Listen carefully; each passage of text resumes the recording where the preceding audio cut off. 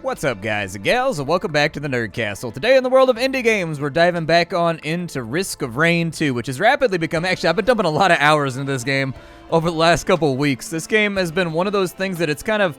We've recovered it once or twice, but I've never really had time to do anything other than first impressions. This time is a little bit different. I've dumped quite a few hours into the game. I know what I'm doing.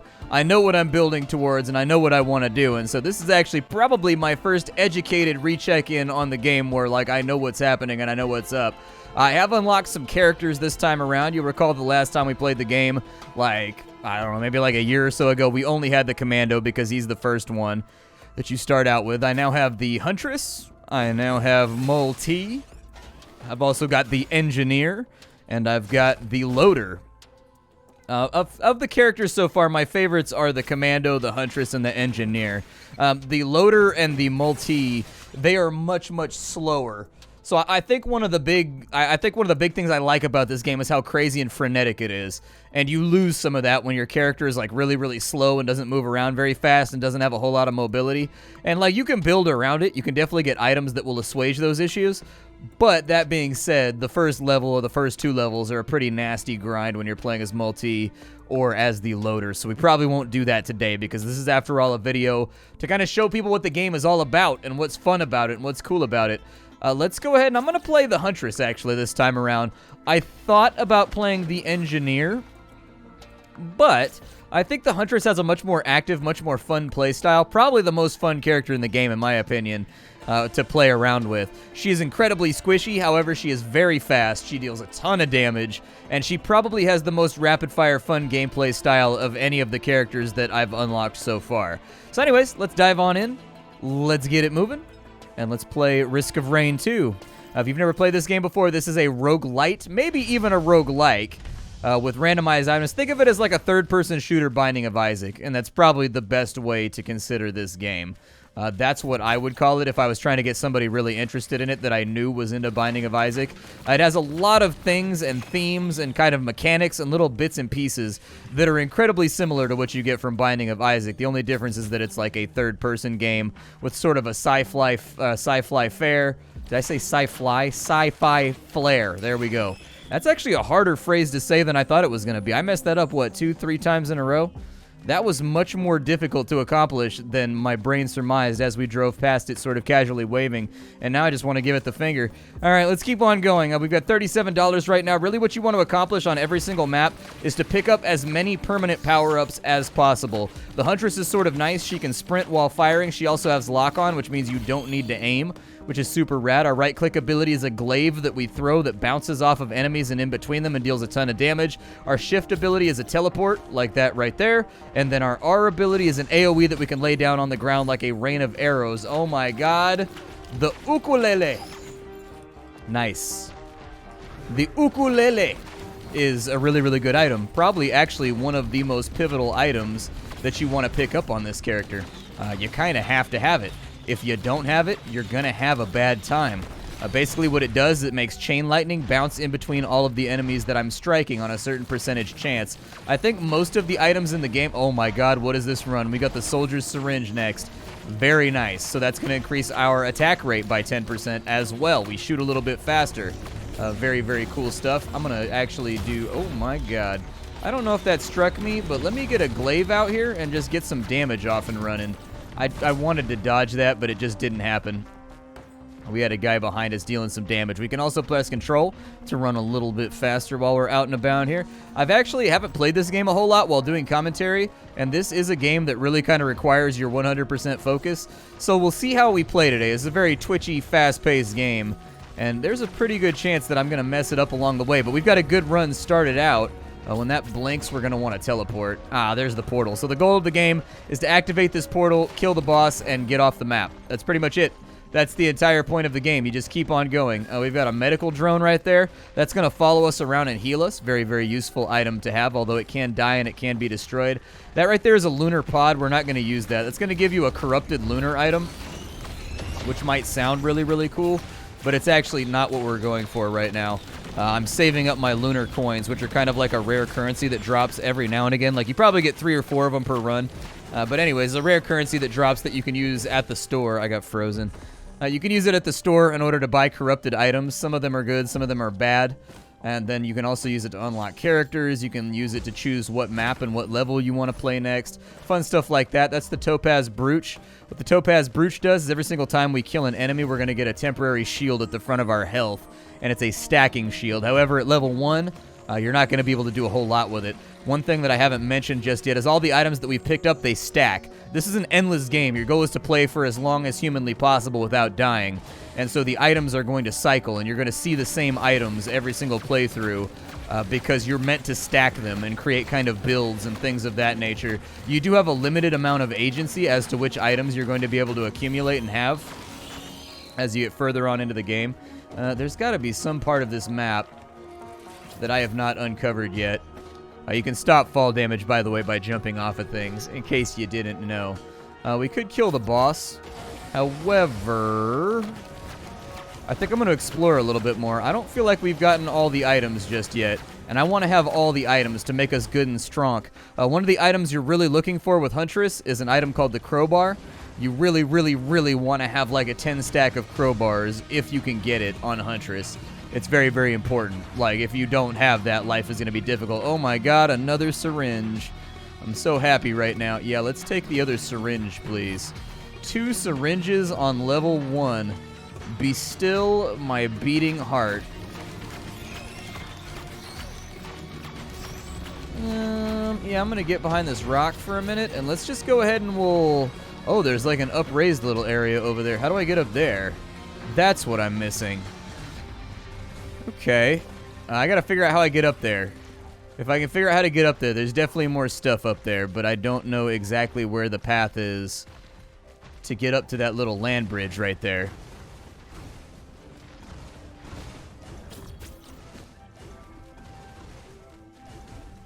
Ah, we missed a turn over here.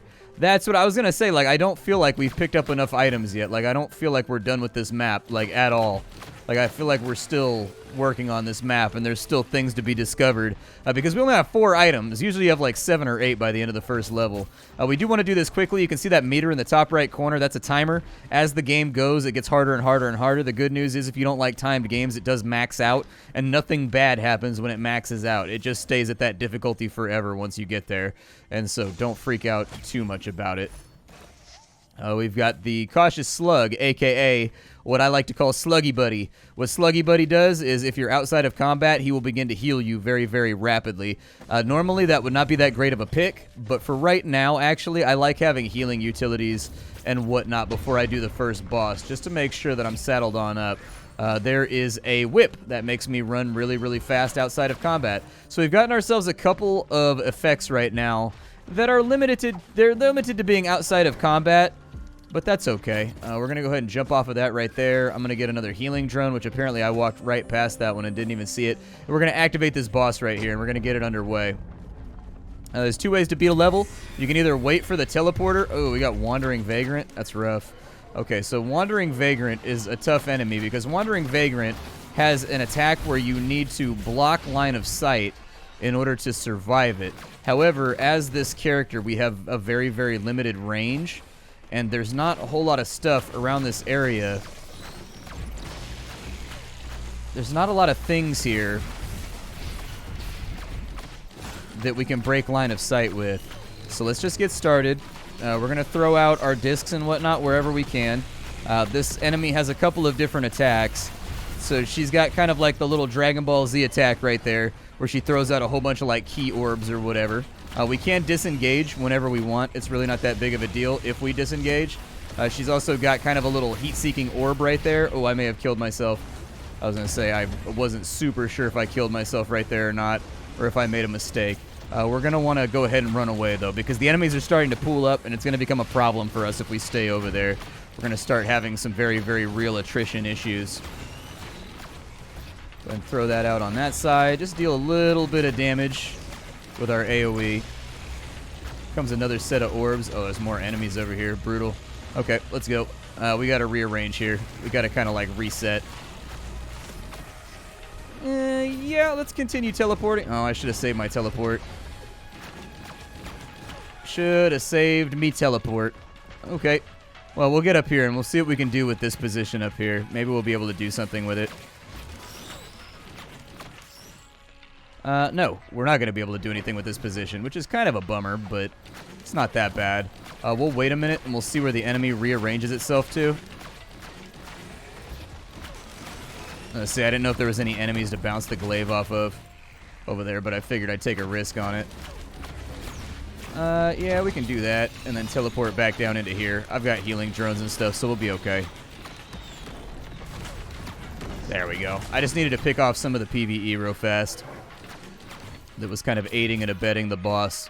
Let's go back over here now that we've got a pretty beefy barrier, and let's see if we can get a couple of hits off on the Vagrant, who has gone somewhere.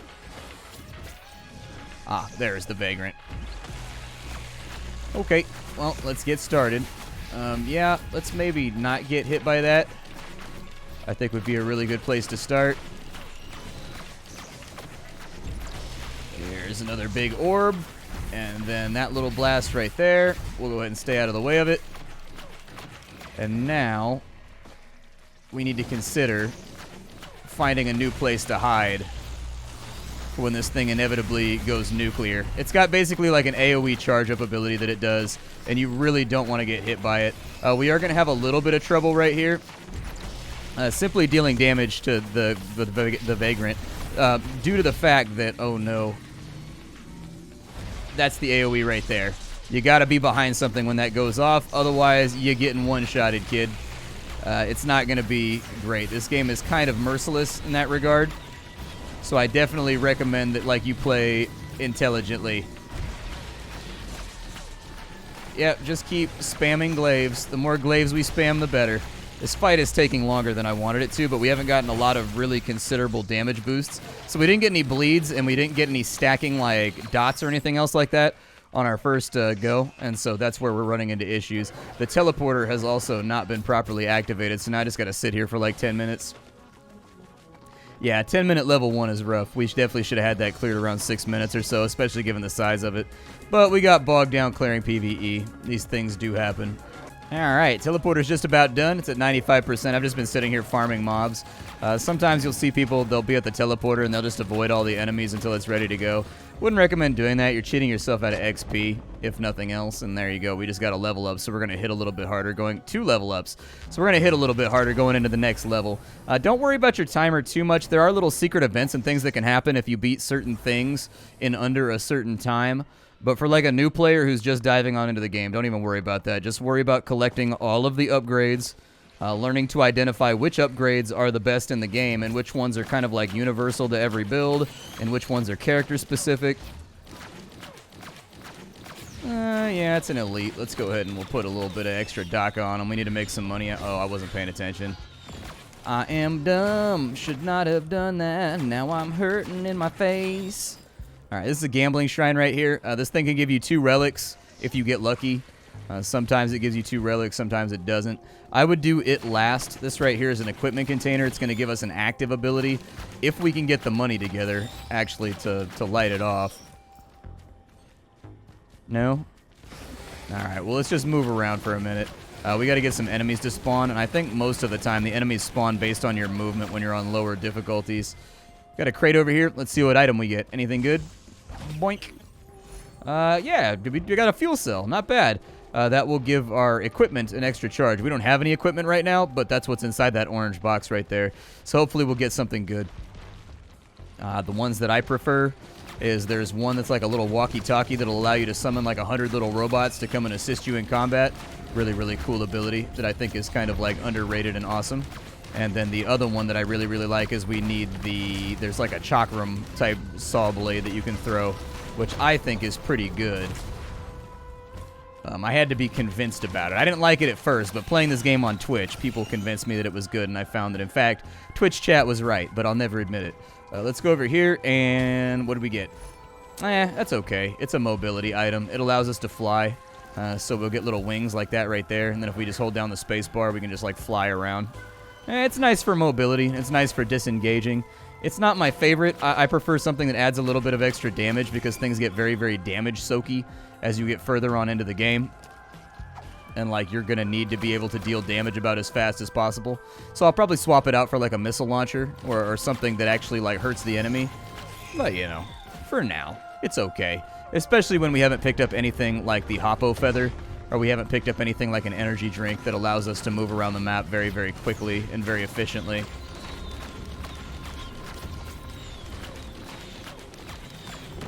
I need money for this drone right here. There he is. Let's go ahead and pick this little guy up. He's a machine gun drone, so now we've got even more DPS. He's going to shoot at our enemies. He's going to cause them pain and suffering and wounds and all that good stuff. I actually kind of like the game once it gets up to harder difficulties a little bit better because it's easier to farm money, especially if you've got like a good build going.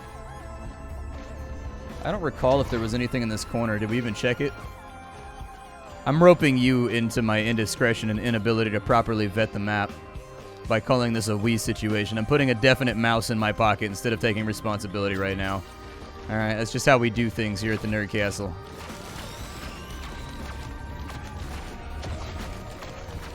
Come on, little drone. Deal more damage. Cause hurt, pain, destruction, violence. There we go.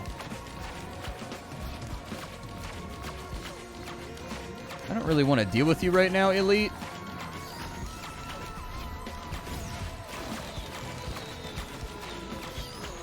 There we go.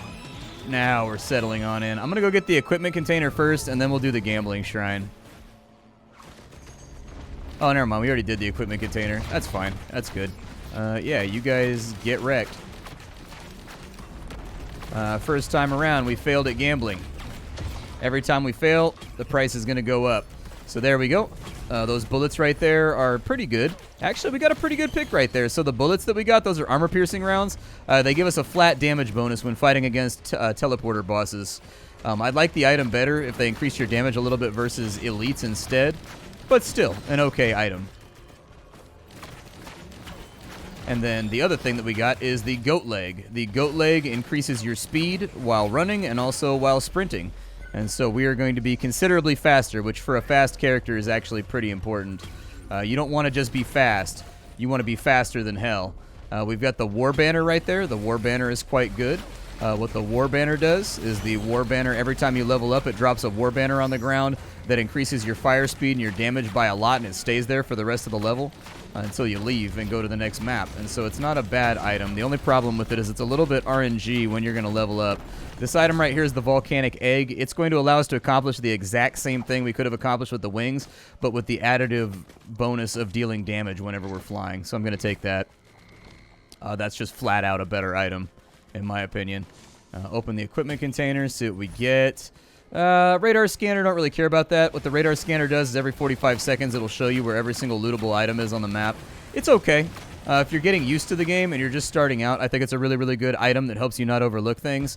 But you start to get kind of a sixth sense for where the developers have squirreled things away in this game as you play it longer and longer. I got the bustling fungus. Right, what that item does is every single time I stop and I stay stationary for a certain amount of time, it will allow me to get a free heal. There's our War Banner right there, and as you can see, we fire a lot faster when we're inside the War Banner. Let's kind of like climb over the top of this and see if we can find stuff. The teleporter portal is over to the right. I saw it out of the corner of my eye there. There is a shrine down there that gives us money in exchange for half of our health. Actually not a terrible idea considering we have so many healing items. So I'm going to do it, and then we're going to hold still, and look, I'll just regenerate from my fungus right there. And we just got like $100 free. Not bad at all. We also have the healing drones, so like honestly, pretty good gamble for us. One that doesn't have a whole lot of downsides. Pretty sure we checked all of those berms right there. Some of these little areas that have these little nooks and crannies and whatnot can be kind of hard to get all the items off of. So make sure you go through them real well. Don't worry about the timer on the map. I don't worry about it at all, and it hasn't really affected my ability to be effective. Oh, nice.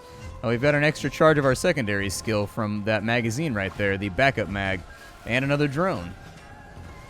Good. We're starting to accumulate a decent build here. That means I can throw my glaive twice now instead of just throwing it once and having to wait 8 seconds. That's going to be a massive increase to our overall DPS. And another one. So now we have 3 charges of our backup skill. Unfortunately, I have no money left, but let's go ahead and test that out and see how it does here. So yeah, there you go. 3 charges of our backup skill right there. We just spammed all 3 of them at the enemy. Seems to have gotten the job done. Come on, give me another item. And then we get the sticky bomb. So what the sticky bomb does, every single time we hit the enemy, there's a chance that they'll be stuck with a sticky bomb, which lights off a little tiny AoE. It used to be a really OP item, and then they nerfed it, and now it's not that great of an item anymore. I think they could probably split the difference, in my opinion. That's just my opinion with that item, is I think they could probably split the difference and make it somewhere in between the pre and post nerf values, and it would be just about right. That's a Shrine of the Mountain. What that does is when we get to the boss teleporter, it's going to have 2 bosses that spawn instead of 1. The upshot there, you might be saying to yourself, why would you ever do that, Splat? That seems like a really dumb thing to do. You get double the boss items, and the boss items tend to be of increased quality, and they tend to be pretty good. Sometimes you get bad boss items, sometimes you get good boss items, but either way, we're going to get 2 of them. Assuming we survive the boss, I guess, would be the other half of it. But considering our build right now, I actually think we have a pretty solid build going, in spite of the fact that we haven't picked up any crowbars. I'd like to have another uke by now, and I'd like to have a couple crowbars by now if we were living in a super ideal world where everything I want to happen happens. But, you know, you can't always get what you want. The teleporter's on the other side of that wall. If you're wondering how I can tell, you see those little orange sparklies? Those orange oh my god, so many ukuleles. There we go. Well, that's what I was asking for. So ukuleles are quite good. If you're wondering why ukuleles are so good, ukuleles are so good because the chain lightning that bounces around in between the enemies also has a chance to proc any of the status effects you have from any of your items. And so, like, if you've got bleeds, if you've got fire, if you've got sticky bombs, if you've got, you know, whatever, it's got a chance to proc all of that stuff, which makes it one of the most critical items in the game. I would say the ukulele and the glasses and the syringes are probably the most important items in the game for just universal builds. There we go. We're popping off a double boss right here, hopefully. Oh, we got double Wandering Vagrant. Disgusting. That's pretty rough, man. That's pretty rough. I don't know how I feel about that. Double Wandering Vagrant. Oh, triple Wandering Vagrant. Quadruple Wandering Vagrant? No, triple. Okay. It's not as bad as it seems right now. It's just triple. We're gonna be fine. Triple's rough, but I can live with triple. I actually think that we have cover right here. So if we fight from... I think that won't hit me.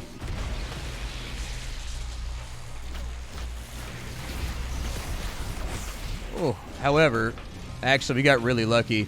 This is super good cover for Vagrant. This is a really, really good map to fight Vagrant on. We're solid. I think we'll be more than okay. I think we're going to be more than cool here. I think we're going to be ice cold. All right, let's move forward, and we've killed off 2 of them. We've only got the 3rd one left.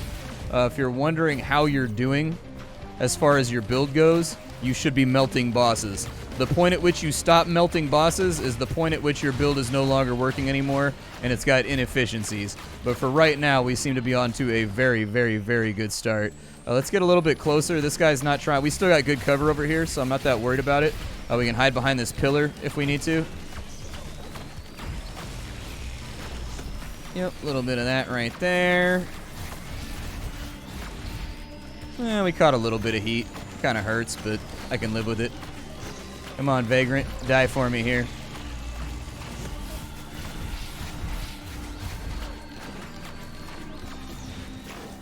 It can be kind of hard to land that attack on Vagrant, but I'm going to try. Because I'm a true believer. Oh, there goes the AoE, so we're going to have to hang out back here for a second. Just hope we don't get flattened. Perfect. Alright, there was nothing behind us, which was really what I was worried about. I just didn't want there to be anything behind me. Boss is dead. We're good. Ding dong, the wicked jelly's dead. We got a leeching seed, and we got a Genesis loop. Very nice. What the leeching seed does is I think every single time we deal damage, we get health back. And then on top of that, the Genesis loop, it makes it so we light off a massive AoE whenever we get low on health. And it gives us a shield and some other stuff. It's a really, really good, nice oh shit button. Basically, it's one of those lifesaver perks that if you're taking a beating, it basically one-shots everything in an AoE all around you. instantaneously and kind of saves you. It's a pretty good item. I would recommend it pretty heartily. We've got a combat shrine over here. You might be saying, Splat, why would you take a combat shrine? Why would you want to fight more monsters? Because I need money is actually the answer to that question. I need to get paid. That was our volcanic ability right there, by the way, if I hadn't used it yet. I don't know if I had a chance to light it off yet. But we are pretty good on cash right now. So the monstrous shrine did its duty. Oh my god, it's some kind of weird yak. And it's very, very angry at me. We can light them up with the explosion right there. We've got a gear container. I'm not super happy with my gear right now. The crowdfunder I definitely don't want. What the crowdfunder does is it fires your money at the enemy. It's kind of a very, very situational item and one that I don't run. However, we have a syringe right there, so I'll take it. Another syringe. One of the problems that I see arising with this build right now is that we are not very resilient. And that's going to become a problem as time goes along. Just fair warning. So we're going to want to pick up some teddy bears somewhere. There's an item that's called, I forget what it's called. It's a teddy bear, and it makes it so that you've got a passive chance to mitigate all damage whenever you take a hit. And if you can stack 5 or 6 of them, it means you have like a 60% chance to not take damage. It's a really, really good item that's going to buy you a whole lot of time and a whole lot of victories that you probably shouldn't have eked out. There's nothing down there. Hey, silver coin. I have enough right now with the silver coin to where we can unlock a character, so that's pretty cool. Excited about doing that tonight now. I don't know if we'll be able to do it on camera, but we'll be able to do it tonight for sure while I'm playing by myself, which I definitely will be. I'm like an addict for this game. I can't help it. We'll go like that. Just trying to get a little bit more money together, just in case the Mega Bot spawns on this map. There's like a giant robot that sometimes spawns on this map, and it costs like 4 grand. And if you have the money for it, it makes a really, really good pet that'll kill just about everything for a long, long time. We got a gambling post right here. I'm going to take it. We've got a stun bomb. That's good. Stun bomb's a nice item. It does exactly what it sounds like. And then another war banner. You might be saying, what does the war banner do if you have multiples of them? It makes the AoE of the war banner larger. So the area of effect becomes much, much larger with each banner that you have. Meaning that, like, if you have enough of them, it can cover like half of the map. And you just kind of have like perma banner, which is really, really nice.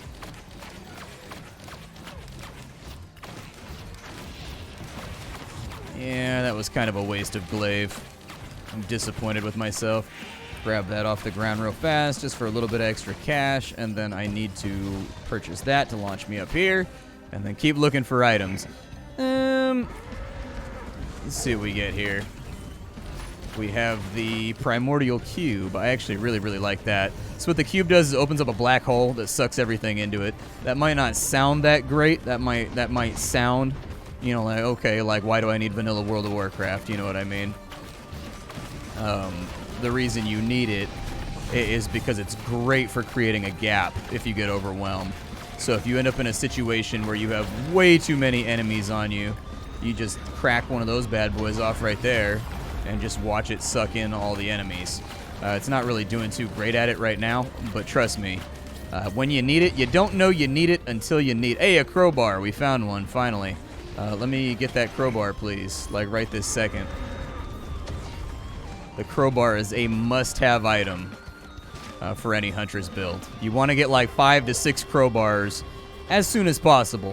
If you don't know what the crowbar does, the crowbar makes it so that your first hit on an enemy with undamaged health, it makes your first hit do like an insane amount of damage. It basically like gives you like a free crit on any enemy that hasn't taken damage yet. And since she's got like an extra strong attack that tends to be slower than a lot of the other characters, it makes her hit like a truck. It's also a really good item on the loader. Okay, nothing over there. We will fall through this way. Make sure you're canceling out your fall damage by teleporting before you hit the ground. Or just get a double jump. We haven't gotten a Hoppo feather yet, though, so we don't have the double. I'll take the brooch. The brooch is nice. We almost got ended right there. That was really, really bad. But another brooch is good. Another gambling shrine down there. Was there anything inside this loading crate? No. Okay. Haven't found that many items on this map so far, which is sort of worrying me. I think like I don't think our build is developed very much on this map. And thus far, hey, there's another item. What do I want here? And we've got ourselves gasoline. Yes, I'll take gasoline. What gasoline will do is it lights enemies on fire randomly. And you see how we've got that chain lightning bouncing around? Our chain lightning will now also light things on fire for just like free damage. So like it's going to be something that we sort of want to have, in my opinion. Another equipment crate right there. And another milky chrysalis. Don't care about that. Let's stay moving. Let's stay a little frosty out here. I would like to get a few more movement abilities. There's our teleporter. So movement abilities, and then also... I really do feel like I've missed something on this map. Sincerely. I do. Some teddy bears, some armor platings. All things that I think would be very, very useful. Oh, hey, it's you. What's up, man?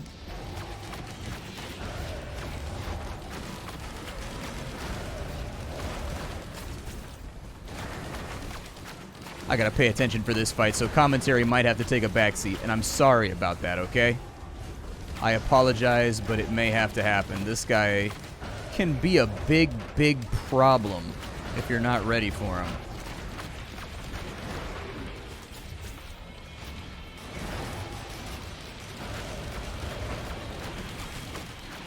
I'm gonna go ahead and put that out there.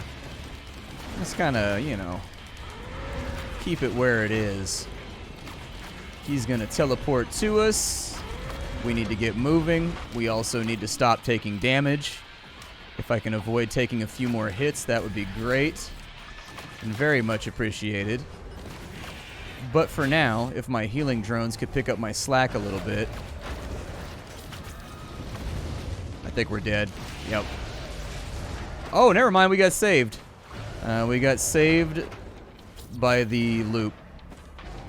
That's why it's a good item right there. That is why it's a good item. Imp Overlord is at 1 HP. All we gotta do is sneeze on him and he's down.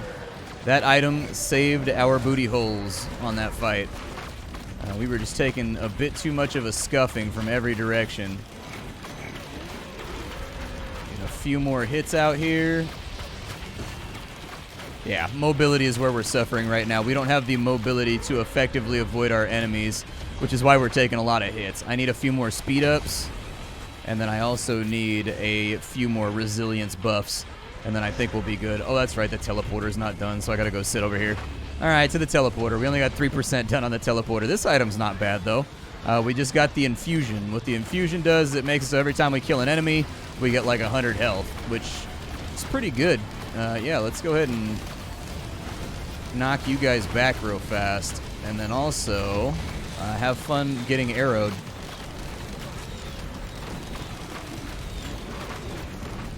There we go. We cleared out the map pretty good right there. Cleared out the map pretty good, and look at that barrier on our health bar. God, ain't nothing hurting us anytime soon.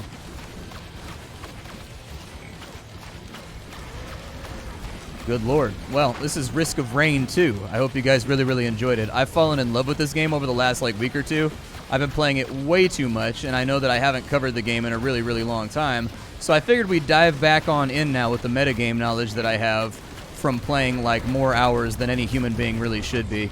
If you wanted to catch me live, you can do that on Twitch TV/SplatterCatGaming. I'd love to have you there. If you don't know who I am or what I do and you just got here randomly through search, my name is SplatterCat. I sift through the pile to find what's worthwhile in the world of indie games every single day, so you don't have to. Feel free to leave a like on the video if you enjoyed it, and I'll have something hot and fresh for you tomorrow, straight up and off the indie skillet. Goodbye, everybody.